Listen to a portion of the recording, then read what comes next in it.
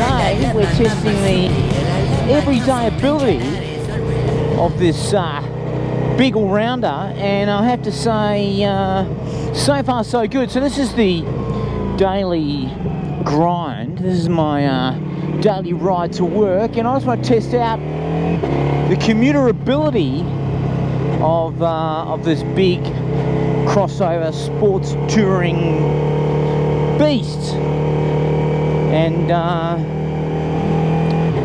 its applicability to everyday riding. So here we are, and this is just the daily grind for me, and you know, I have a series of features that I regard highly when it comes to commuter ability, and we're going to test this machine against those this morning.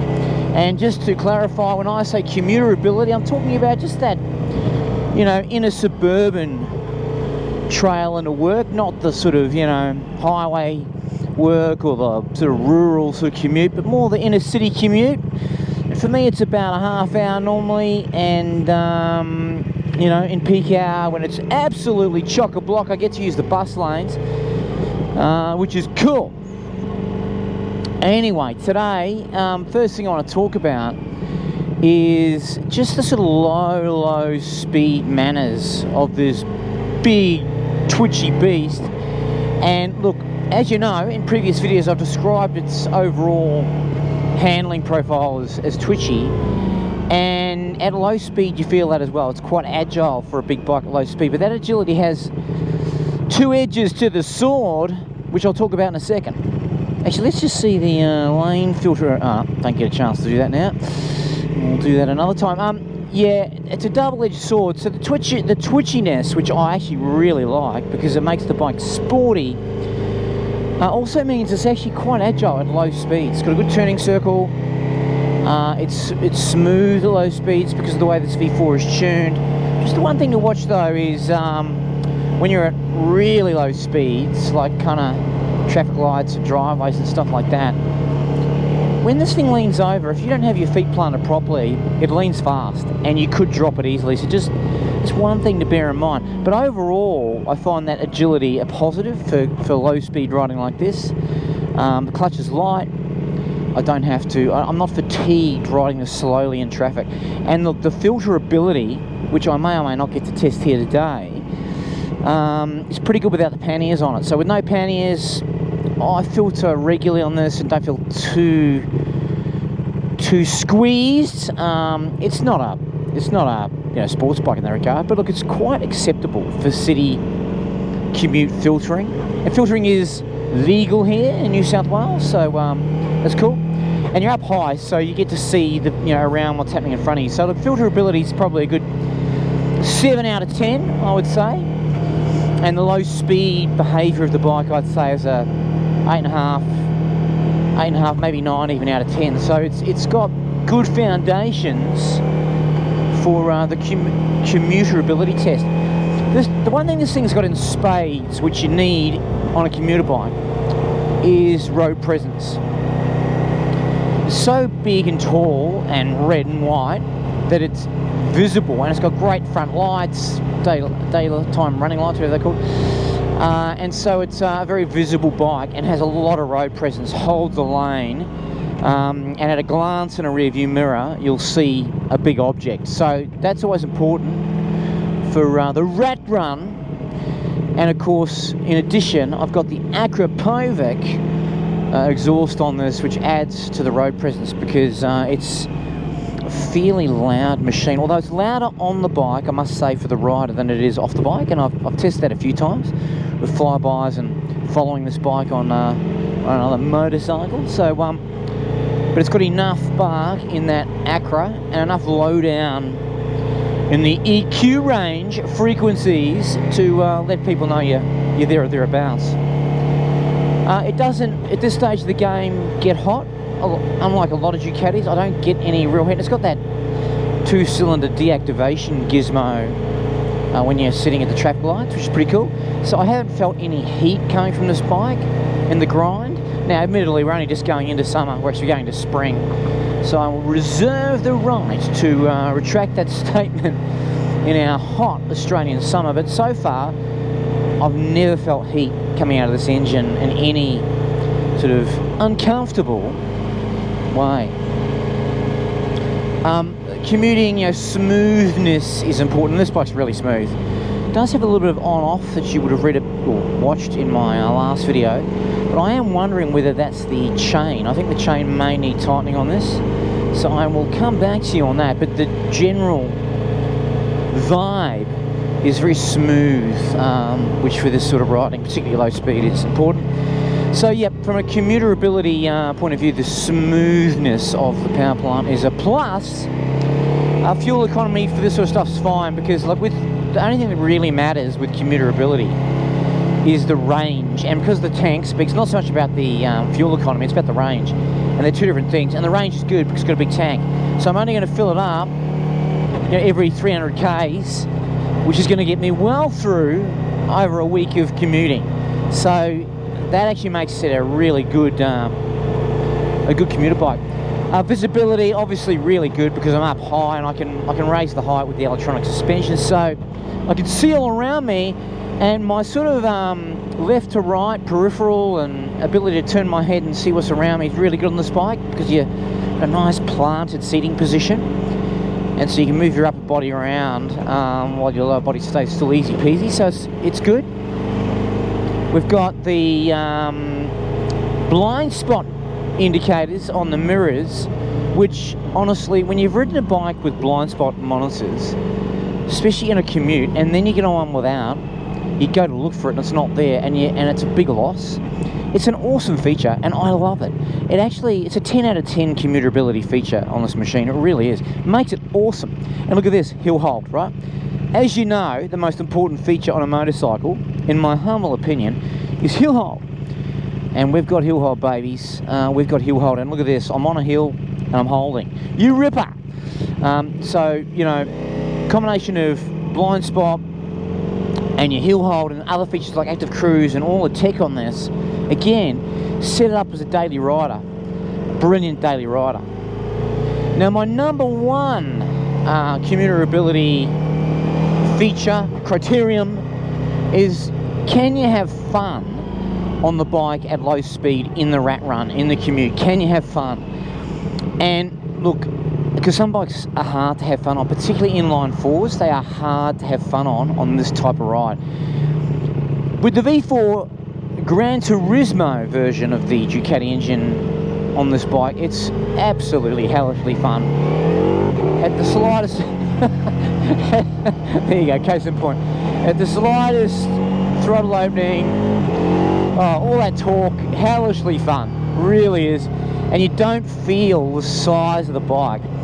And so, and because the torque is available instantly, anywhere, anytime, you get a grin ear to ear with the slightest throttle opening. So it ticks that box massively, as did, by the way, the V4S. This ticks it even more, but it's super fun. Okay, it's not a dad bike. Okay, I used to say about the V4S, if it looked better and was sportier, only if, right? Well, this is it. This looks cool. It's heaps sportier, and it ain't a dad bike. It just ain't. And it doesn't even look like one, which is super cool because dad bikes look shit. Who wants to be on a dad bike? Honestly, this is not a dad bike. Okay, there you go.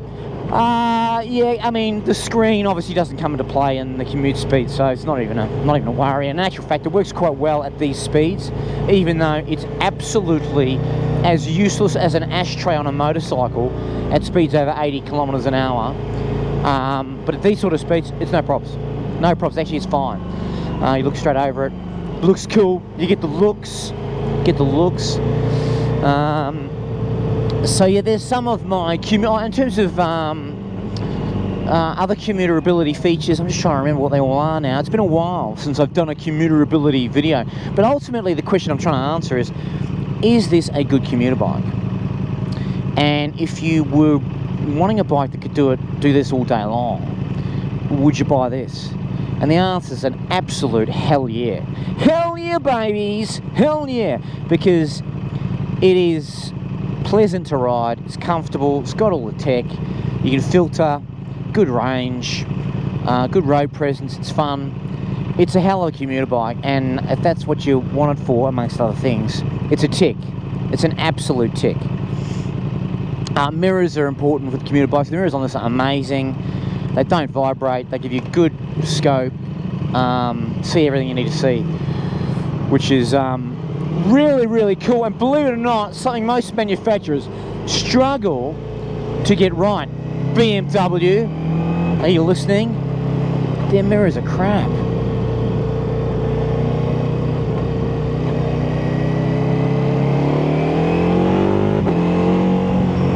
Oh yes, it's the goods. It's absolutely the goods. They're miles for opening. It's because of the torque profile. It's just wicked. And the levers that you've got up front, you just, eat these corners. Happy days, people.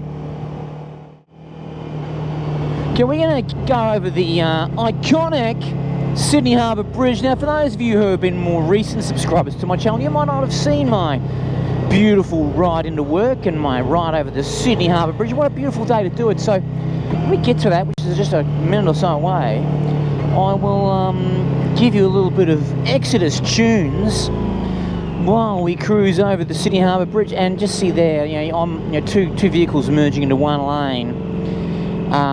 But this bike's so responsive, the brakes, the turning, everything. I'm able to quickly adjust, and that's a hell of a defining characteristic of this machine is its twitchiness, which is a good thing. It's so responsive in those scenarios, and the brakes are excellent too. Does the bike make you feel safe, and is it safe? And this bike would probably be the single machine in my portfolio that I feel the safest on.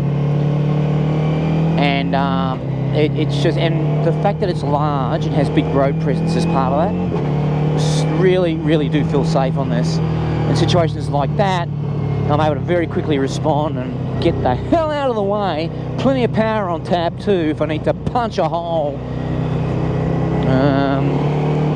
These are always dangerous parts of the commute because people are changing in from that lane to that one, going across this one. As case in point, babies. And so you've just got to keep your wits right all about you through here. And again, the road presence comes into play because people are using their mirrors, I hope, and seeing this animal from Italy breathing down your neck, babies. So when I like to punch, I don't like to be in blind spots too long, so I just punch. Just keep punching into space, and having torque on tap is a key part of being able to do that. Like so, I don't like being in blind spots, I'll punch into the gap. Now I'm in the gap, you beauty. But inevitably this slow moving piece of Toyota trash, actually it's not, they're awesome those cars. Just want to get in front of it, boom, I'm in front of it like that. And I was in fourth gear then. So look, all these features add up to commutability heaven as we now approach the iconic Sydney Harbour Bridge. I'll give you a little bit of a tour through the harbour city of Sydney, Australia, babies. 40 k's an hour through this bus lane. Now, how does she go in a high gear at low speed? Look at this. No problem, I'll go up to fourth. Look at this. Smooth as you like, fourth gear, 2,200 RPM. Just cruising at 40 k's an hour. There's your speed camera. And then I'll just open her up. No problem. No gear change required. Dunsky. Anyway, just hang in here for a sec and enjoy some Exodus, babies, as we cross the Sydney Harbour Bridge.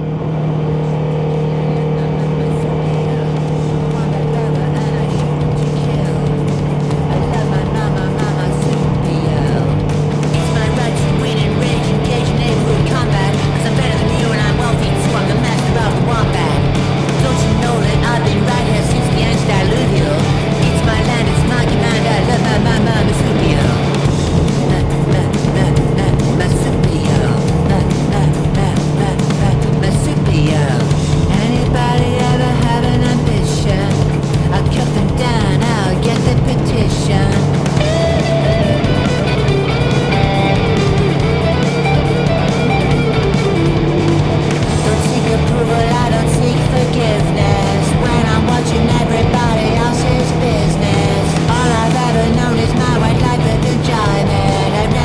to work too hard to get full employment.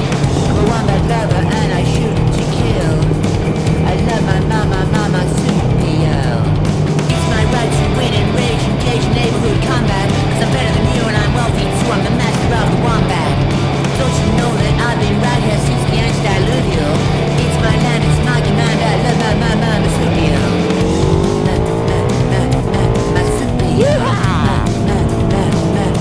There's the Opera House, circular quay, and we see the bridge on the left, the Opera House on the right, your ripper. We come through the CBD of Sydney, or into the CBD of Sydney. And the other feature, commutability feature, of course, is comfort, and it's so comfortable. If your commute was longer, no problem. So comfortable. And as I pointed out on my other videos about this bike, it's just super engaging. So it makes you commute into this beautiful city an engaging experience, one you would look forward to every day and thoroughly enjoy. And that, of course, is what it's all about. So that's enough from me this morning. I hope you enjoyed this short blast to work on my daily rat run, my commute, on what is an outstanding commuter bike, the V4 Multistrada Pikes Pikes babies, the Swiss Army knife of machines, the Swiss Army knife of steel horses, and the latest in the ongoing XODAS review of the finest machines on earth. And of course, still in my quest to find the perfect bike. Speaking of perfect, this driveway is particularly perfect. Anyway, see you later. Oh, here we go. Can I get through the? Can I get through the turnstile? Not quite. Ollie! How are you, mate? You like this one?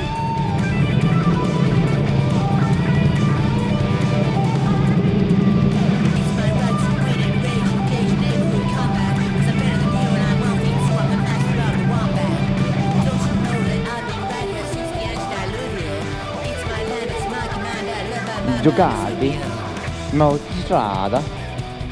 You like? Good one, eh? It's a good one.